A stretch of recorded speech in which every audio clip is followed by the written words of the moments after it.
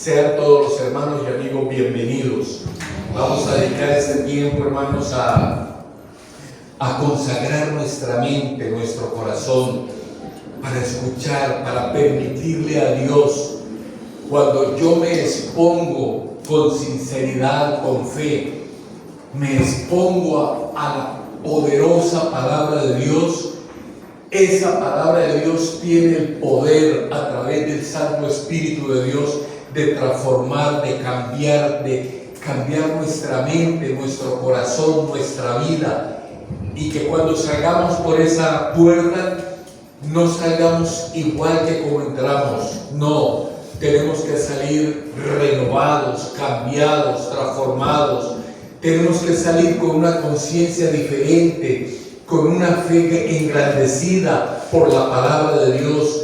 Tenemos que creer que en esta mañana es predicada esta poderosa palabra de Dios para beneficio, para salvación de nuestras vidas. Amén. Hoy vamos a tratar el tema del perdón de Dios para nuestras vidas.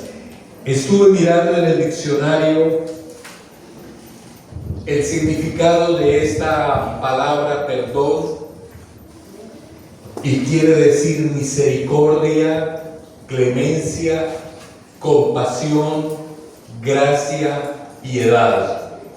Vamos a mirar en el libro de Génesis, en el principio de la Escritura, Génesis, el capítulo 6, primer libro de la Biblia.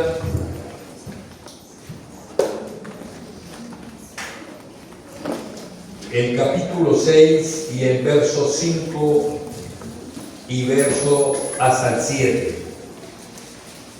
¿Lo tenemos? Amén. Ya lo tenemos, correcto. Dice: y vio Jehová que la maldad de los hombres era mucha en la tierra, y que en todo designio. Si tiene su Biblia ahí, subraya. A mí me gusta, no es por criticar, pero me gusta demasiado traer la palabra en vivo, en pasta, porque yo puedo subrayar, puedo colocar al margen un comentario, un pensamiento. Es mucho mejor, y aconsejamos siempre traer y tener en forma física su palabra. Y vio Dios que la maldad de los hombres era mucha, y que todo designio, subraye eso, todo designio de los pensamientos del hombre, de ellos, era de continuo solamente el mal. Y se arrepintió Jehová de haber hecho al hombre en la tierra, y le dolió en su corazón. Y dijo el Señor: raeré de sobre la faz de la tierra a todos los hombres que he creado, desde el hombre hasta la bestia y hasta el reptil y las aves del cielo, pues me arrepiento de haberlos creado, de haberlos hecho. Verso 11 dice: y se corrompió la tierra delante de Dios, y estaba la tierra llena de violencia. ¿Será que se nos parece algo lo que estamos viendo hoy en día? Vio que la tierra estaba llena de violencia, y miró Dios la tierra, y aquí estaba corrupta, estaba corrompida, porque toda carne había corrompido su camino sobre la tierra. Cuando la Biblia dice que en los postreros tiempos, vamos a mirar lo que dice el apóstol Pablo. Vámonos ya para el Nuevo Testamento, segunda de Timoteo, el capítulo 3. Vamos a mirar segunda carta del apóstol Pablo a Timoteo, el capítulo 3. Verso 1. Dice así la Escritura hasta el verso 5. Le escribe Pablo a Timoteo: debes también saber esto, que en los postreros días, hoy ya no podemos decir en los postreros días, amada iglesia, estamos viviendo hoy por hoy en esos últimos días. Ya no miremos, no, dentro 40, 50, no, hermanos, hoy es los postreros días que habló el Señor. En los postreros días, en esos tiempos, vendrán tiempos peligrosos, porque habrá hombres amadores de sí mismos, avaros, vanagloriosos, soberbios, blasfemos, desobedientes a los padres, ingratos, impíos, sin afecto natural. Sin afecto natural. Hay un comentario que dice que no hay nada más parecido al amor de Dios que el amor de una madre. Nos dolió tanto en Bogotá un video de unas cámaras en un barrio, como una niña de 7, 8 años llevaba a su hermanita pequeña de unos 2, 3 años y fueron con una bolsa de basura de polietileno y llevaban una bolsa en la mano y la otra llevaba a su hermanita menor y corrió hasta un basurero y tiró la bolsa y salieron corriendo. Todo el mundo dijo, no, la mamá los mandó a botar un poco de basura. Pasó al momento un hombre y vio que la bolsa se movía la bolsa. Dijo, ay, vinieron a botar un animalito, un perrito, un gatito. Sin embargo, el hombre llegó y rompió la bolsa. Oh, sorpresa, un pequeño bebé recién nacido.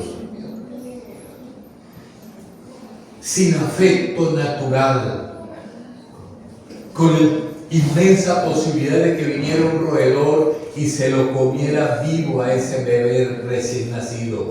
Estamos viviendo en estos días, son los postreros días, sin afecto natural, implacables. Pastor, pero es que usted no sabe lo que me hizo esa persona hace 30 años y me acuerdo como si fuera hoy, como si fuera ayer. Él me hirió, él me hizo esto y lo otro. Implacables.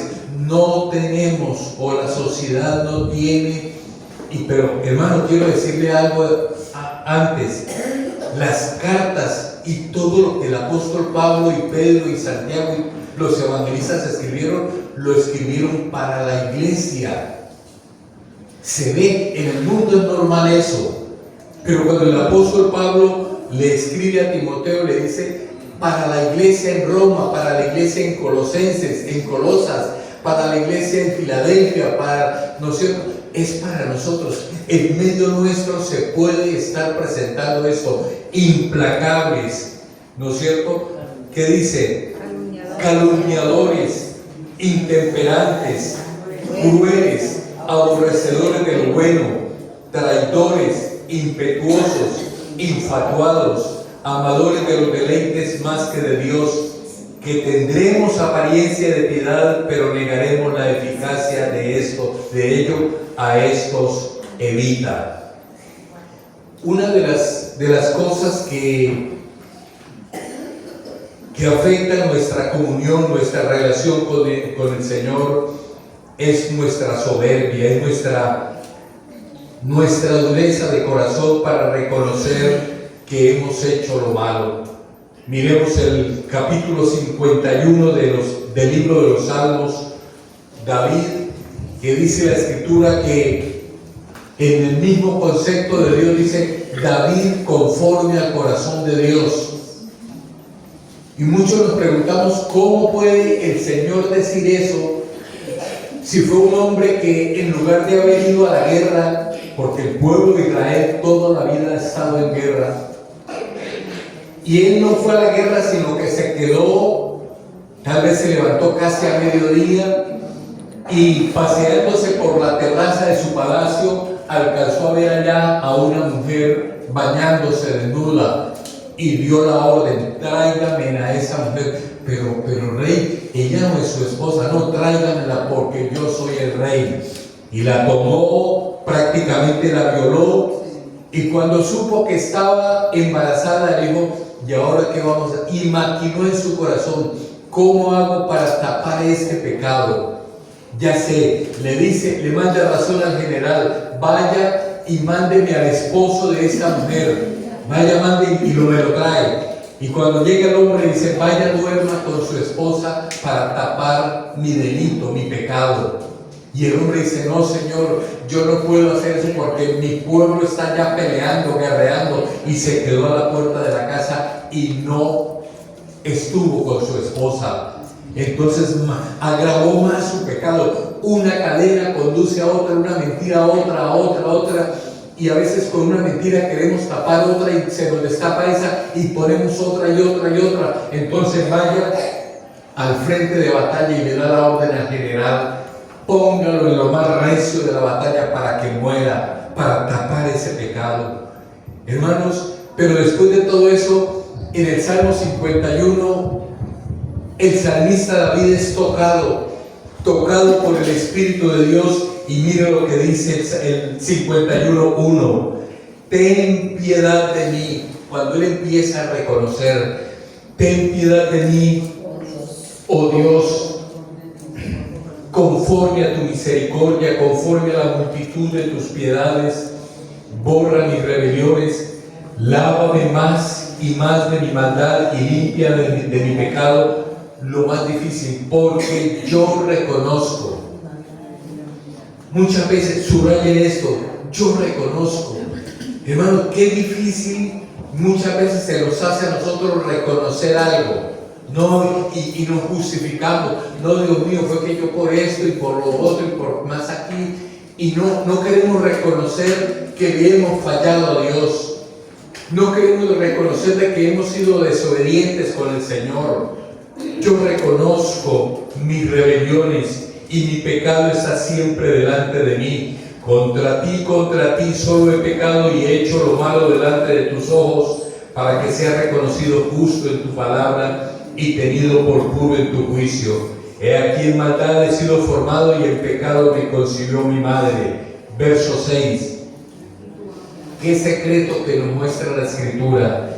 He aquí tú amas la verdad en lo íntimo, y en lo secreto me has hecho comprender sabiduría. Pastor, pero es que yo no hice eso a la vista de todo. Yo lo hice por allá en Riohacha, en otro país, y nadie me vio.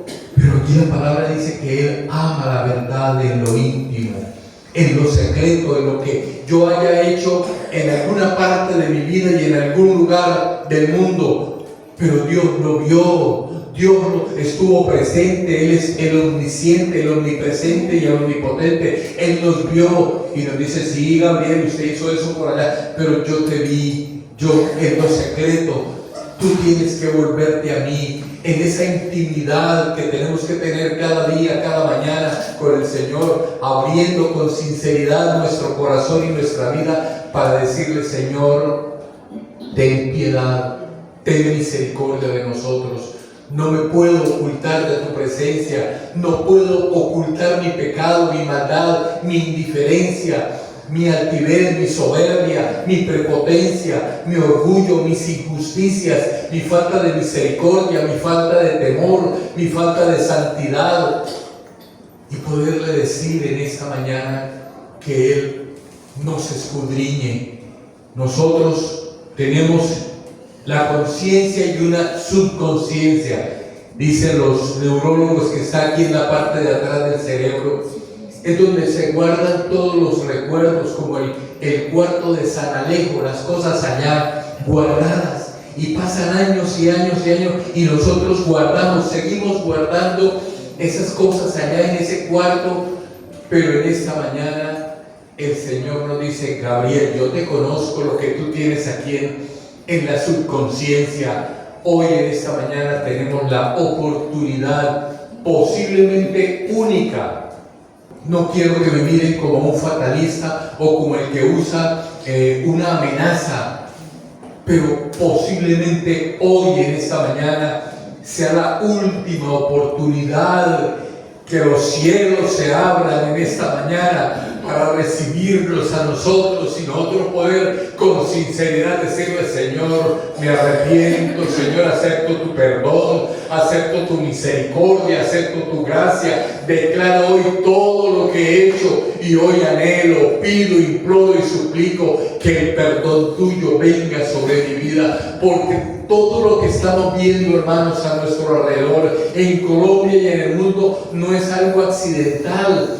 Esto está escrito en su palabra, que el mundo iría de mal en peor, de mal en peor, de mal en peor. Esto no tiene arreglo a nivel mundial. Esto no lo arregla ni Trump ni ninguna otra persona. Esto está profetizado, que los días irán de mal en peor, de mal en peor. Esto va hacia el abismo. Estamos al borde del abismo. Al borde del abismo. Solamente falta que suenen las trompetas de Dios para decir: voy a enviar a mi Hijo para que levante mi iglesia. Una iglesia con dificultades, sí, con problemas, sí, con enfermedades también, pero una iglesia que es sincera.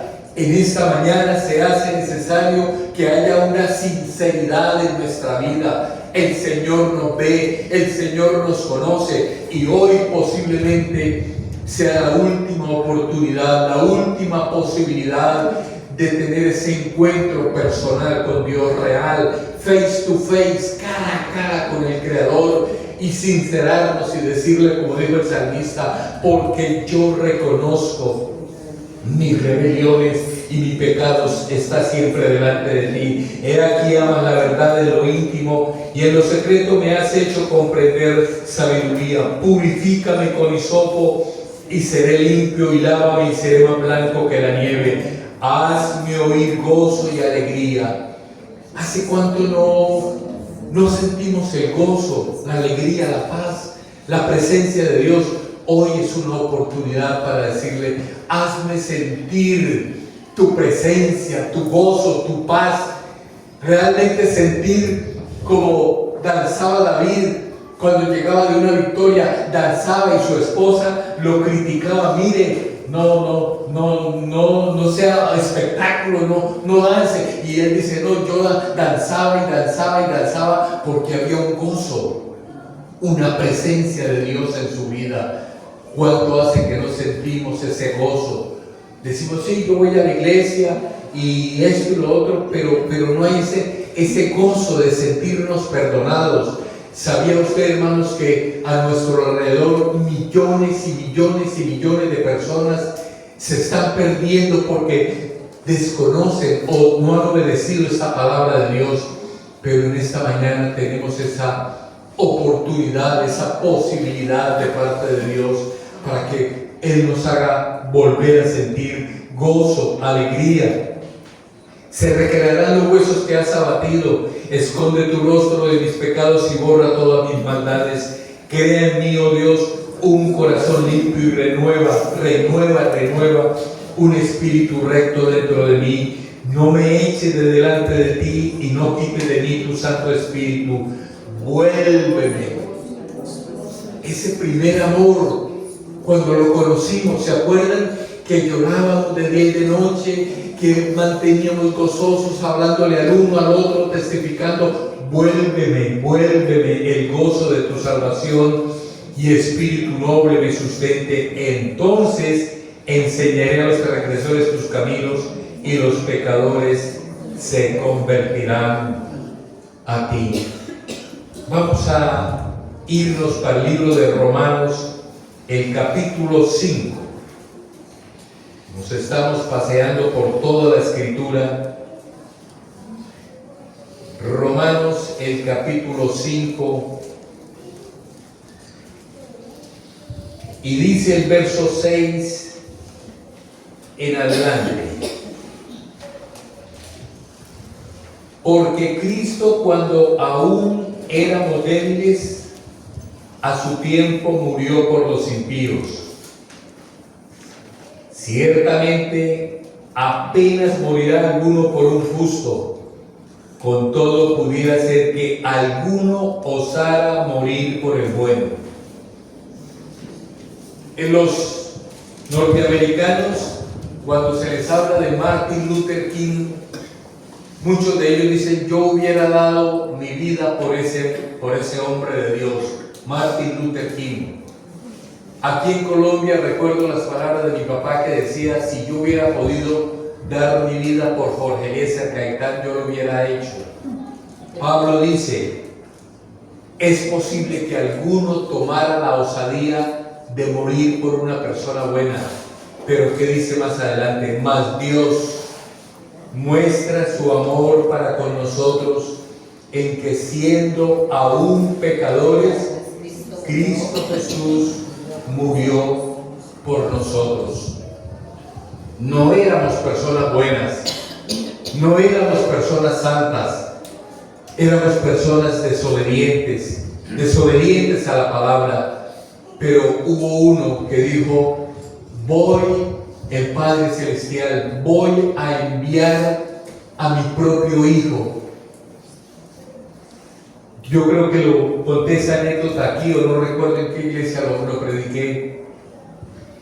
Dios en su soberanía, en ese plan de salvación, pudo, claro que sí, en su poder haber creado un ser, un ángel, un querubín, y haberlo dotado con las capacidades para redimir la raza humana. Haberle dado una sangre con el poder para que redimiera, para que limpiara, tuviera el poder de redimir, de limpiar el pecado humano. Pero de tal manera nos amó Dios, y eso hay que valorarlo en esta mañana. Dios, no, yo no puedo, no puedo crear una persona diferente, no, voy a enviar a mi propio Hijo. Pero, Señor, si vaya usted y cumpla mi orden.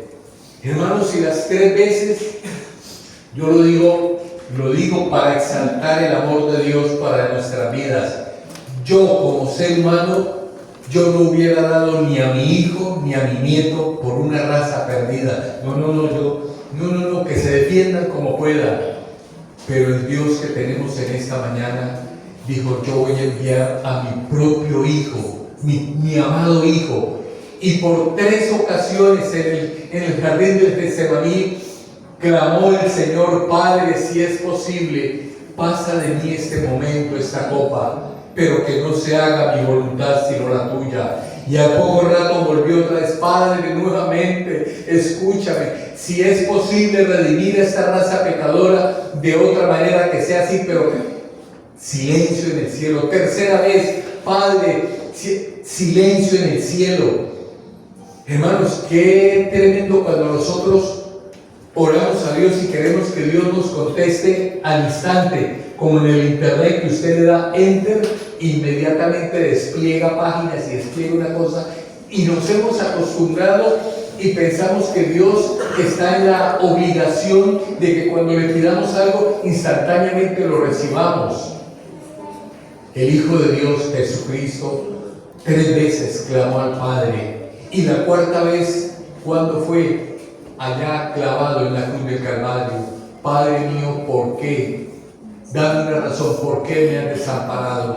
Y hubo silencio en el cielo. El Padre allá mirando a su Hijo, muriendo por nosotros, una raza pecadora, desobediente, altiva. Y dice la Biblia que desde la hora 6 hasta la hora 9 hubo tinieblas en el cielo. Se oscureció todo. El Padre en su amor por nosotros, pero en su dolor por su Hijo, nubló todo. No quiero ver el momento en que mi Hijo muera. No quiero ver ese momento. Y dice la Biblia que cuando el Señor estaba a punto de morir, exclamó su última palabra con su último aliento. ¿Qué dijo? Consumado. Padre, lo logré. ¿Cuántas veces, hermanos, nosotros hemos estado a punto de tirar la toalla? ¿Cuántas veces? No aguanto más, me tiro la toalla, tiro el evangelio a un lado. Pero el Hijo de Dios logró en la cruz del Calvario: Padre, lo he logrado, consumado. Logré redimir con mi vida, con mi sangre, una raza humana pecadora, una raza humana desobediente. Consumado es, lo logré. Y dice la Escritura que antes de morir, los principales sacerdotes y el pueblo, la muchedumbre, le decía: si realmente tú eres el Hijo de Dios, desciende de esa cruz, ¿y qué? Y creeremos en ti. Yo les pregunto, ¿qué hubiera pasado? ¿Qué hubiera sucedido si el Hijo de Dios desciende de la cruz y dice: yo le voy a demostrar que realmente soy el Hijo de Dios, y desciende de esa cruz? ¿Qué hubiera pasado? ¿Qué hubiera sucedido? Hermanos, la tragedia más grande para toda la raza humana. No estuviéramos hoy aquí, estuviéramos perdidos en nuestros delitos, en nuestros pecados, en nuestras maldades. Pero Él se sostuvo allá en la cruz del Calvario. A Él no lo sostuvieron los clavos. No, a Él lo sostuvo la obediencia al Padre y su amor para con todos nosotros, que en esta mañana tenemos que agradecer y alabar al Cordero de Dios que quitó nuestro pecado, que pagó un rescate. ¿A precio de quién? A precio de su propia vida, a precio de su propia sangre. Eso es para valorarlo en esta mañana, valorarlo, creerlo, amarlo. Decirle: Señor, gracias por esa obra redentora, maravillosa, sublime, única, irrepetible. No se puede repetir esa obra, fue única. Con razón el apóstol Juan el Bautista lo ve venir y dice, no dice: mire, ahí viene mi primo hermano. No, lo señala y lo dice: mírenlo, él es el Cordero de Dios que quita el pecado del mundo. Para nosotros hoy seguimos escuchando esa palabra. Este es el Cordero de Dios que quita el pecado de nuestra vida. Cuando Él murió, la Biblia dice que el velo del templo se rasgó. Los estudiosos dicen que ese velo del templo de Salomón tenía hasta 15 centímetros de grosor, en una tela especial, 15 centímetros. Y la pregunta: ¿por qué, si hubiera sido un hombre, se hubiera roto de abajo hacia dónde? Hacia arriba, ¿no es cierto? Pero hermanos, se rompió de arriba hacia abajo. ¿Qué quiere decir eso? ¿Qué querrá decir? ¿Qué podemos entender con esto?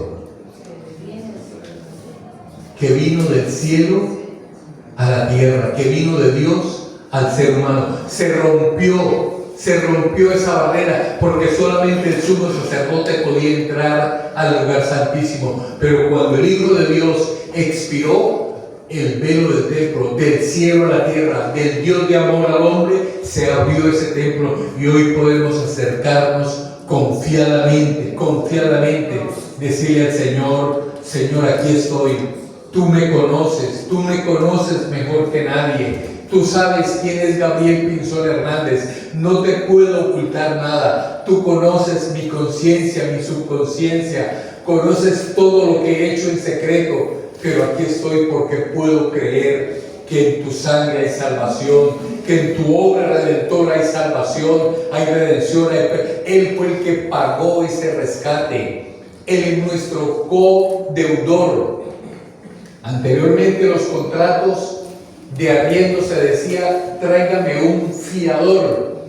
Pero la ley decía que para ejecutar a un deudor, al fiador, tenía que primero agotar todas las instancias pues si la persona tenía un carro o una moto, esa persona tenía que pagar.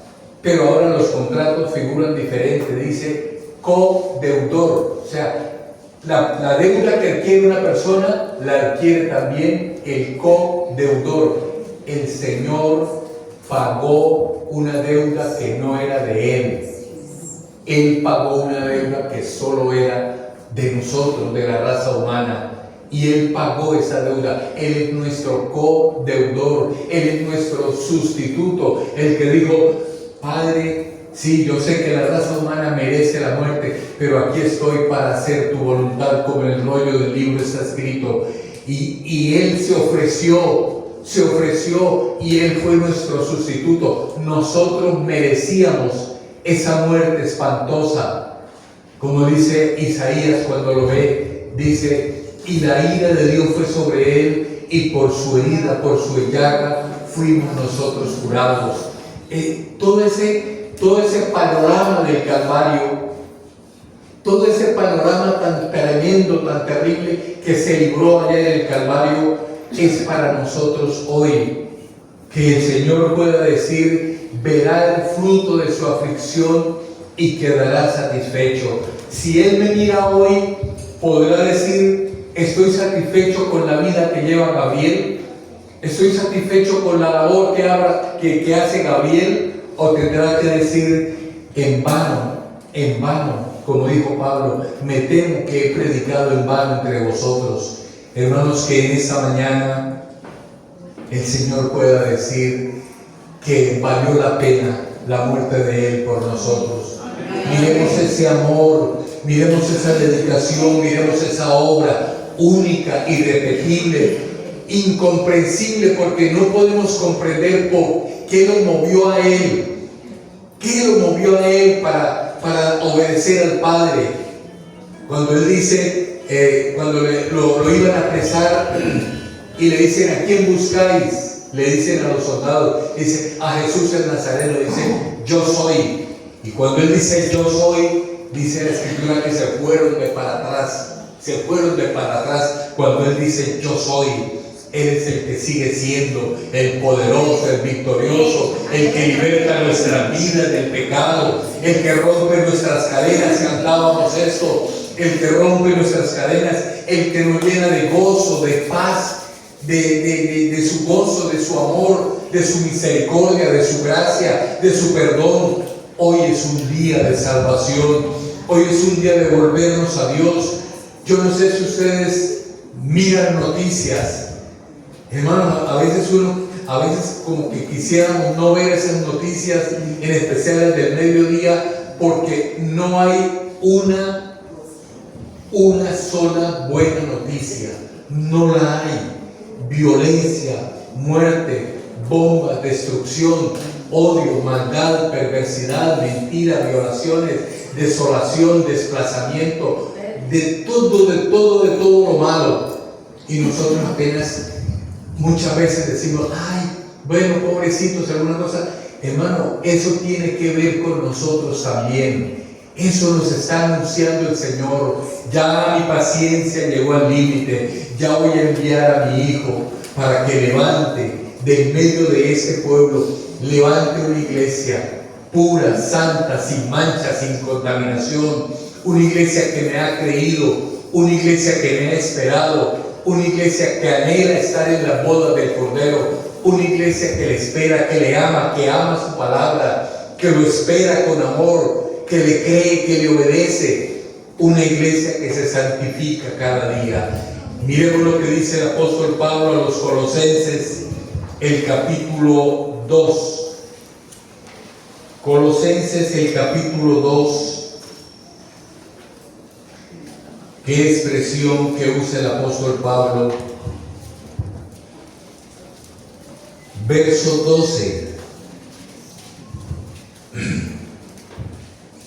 Hasta aquí, ¿hay alguna pregunta? ¿Hay alguna duda? Estamos en una escuela bíblica dominical y podemos tener un espacio para alguna pregunta, alguna duda, algo que no esté claro. Que nosotros, siendo aún pecadores, Cristo Jesús murió por nosotros. No sé si la haya. Tenemos tiempo para esto. Una pregunta. Bueno, vamos a mirar lo que dice Pablo, Colosenses 2:12. Sepultados con Él en el bautismo, en el cual fuimos también resucitados para con Él, mediante la fe en el poder de Dios que le levantó de los muertos. Y a nosotros, estando muertos en nuestros delitos y pecados y en la incircuncisión de nuestra carne, os dio vida juntamente con Él, perdonándonos todos los pecados. Verso 14. Anulando el acta de los decretos. En derecho, cuando uno ve en las noticias, capturaron a un hombre, capturaron a una persona y miraron su historial. Eso se llama prontuario. Lo capturaron. Tiene 10 entradas a la modelo, tiene 5 violaciones, tiene 5 atracos, 5 muertos, 10 muertos. Ese es el prontuario, el acta de los decretos. Eso había en mi vida. Gabriel, usted era un hombre violento, un joven violento. Usted fue criado en Cali, en un ambiente terrible, de piedra, de pandillas, de violencia, que nos citábamos una gallada con otra gallada al lado de la carrilera. ¿Y saben por qué? Porque allí había mucha piedra y durábamos media hora, una hora tirándonos piedra. Y se escogía al líder de la otra gallada y el líder de esa gallada para que ellos dos se rompieran. Y terminaba la pelea cuando uno lograba tumbar al otro y cogerle la cabeza contra los rieles. Hermano, qué terrible, cogerle la cabeza contra los rieles y romperle la cabeza contra esos rieles. En ese ambiente me crié yo. Y cuando llegué otra vez de regreso a Bucaramanga, con el pelo largo, con blue jeans apretados, con taches, con botas apretadas, con un crucifijo aquí grandote y con un caminado todo raro, todo terrible, ¿no es cierto? Y yo no conocía a mis tías ni a mis primos porque a mí me llevaron de 3, 4 años para Cali. Y cuando tal domingo hay que visitar a la tía tal. Mi papá y mi mamá me llevaban a visitar a mi tía tal. Y llegamos allá, mucho gusto. Y mi papá sí saludaba a la hermana. Mire, le presento a mi hijo Gabriel. Y yo veía la cara de mis tías, miraban así y cogían a los hijos y los escondían. Siéntate allá, siéntate. Yo decía, pero ¿por qué? Y esa mirada de odio, de venganza, una mirada dura, una mirada terrible. Y yo no sé qué veían mis primos y se asomaban así y me miraban de arriba abajo. Me tenían miedo porque era un hombre violento. Era un hombre que guardaba rencor. Era un hombre que el que me la hacía me la pagaba. Era un hombre vengativo. Era un hombre malo. Era un joven en esa época. Y después que el Señor, a través de mi abuelo, me empezó a llevar a la iglesia, y el Señor empezó a tratar conmigo, y al cabo de los varios años pude caer de rodillas ante el Señor y decirle: Señor, aquí está mi vida. Mira mi naturaleza violenta, mira mi naturaleza pecaminosa, mira todo lo que soy. Este es mi prontuario, este es el acta de los decretos: violento, malo, desobediente, ladrón, fornicario, todo lo que, sin haber conocido al Señor, todo lo que hice, ahí estaba mi prontuario, ¿no es cierto? Y le pude pedir perdón al Señor. Y después escuchar a mis propias tías decir: mire, ¿por qué no se parecen a Gabriel? Parezcanse a Gabriel, mírelo, ya viene bien peluqueado, ya no tiene ese caminado de, ¿cómo es que llaman? Juanito Alemania, ¿no? Que tiene los guapos, los bravos a caminar, un caminado todo violento. Todo el que me hacía algo me la pagaba. Mire, parezcanse a Gabriel. Mire esa transformación que ha hecho Dios en Gabriel. ¿Quién hizo eso? ¿Quién hace eso permanentemente? Eso es lo que Dios está haciendo, queriendo hacer en esta mañana. Dice: anulando el acta de mi prontuario, de los decretos que había contra nosotros, que nos era contraria, quitándola del medio y clavándola en la cruz. El líder de Roma sostiene, el anterior que estaba, dijo que en el Calvario fue una derrota de Dios. Pero no, hermanos, en el Calvario no hubo ninguna derrota. Fue el triunfo del Cordero de Dios que dio su vida por nosotros.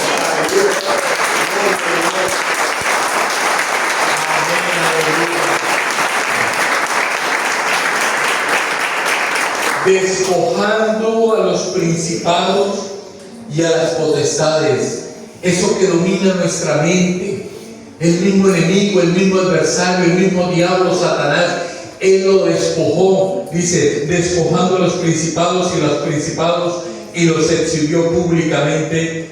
¿Qué dice? Triunfando sobre ellos en la cruz. En la cruz fue una victoria. Fue una victoria gloriosa y sublime. Fue una victoria única, poderosa, maravillosa. Dice así la Escritura en la segunda carta a los Corintios, el capítulo 6, Quiere el Señor que en esta mañana no desaprovechemos este encuentro con el Señor, esta oportunidad única que el Señor nos concede.